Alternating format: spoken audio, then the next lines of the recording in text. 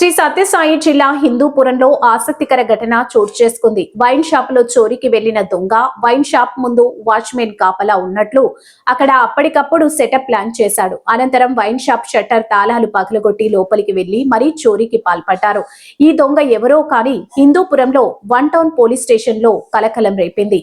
ఎప్పటిలా కాకుండా ఓ దొంగ కాస్త భిన్నంగా ఆలోచించి వెరైటీగా దొంగతనం చేయడం పోలీసులని షాక్ కి గురి చేసింది.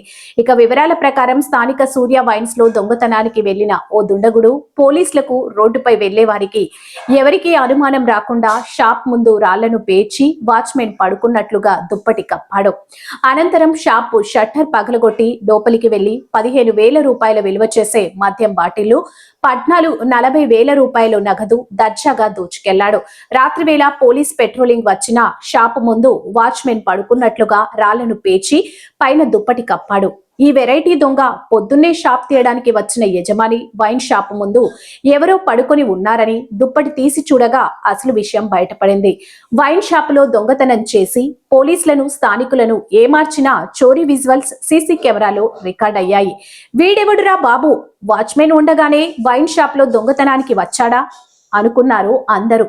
తీరా అసలు విషయం తెలిసి దొంగ తెలివితేటలకు స్థానికులంతా అవాక్కయ్యారు.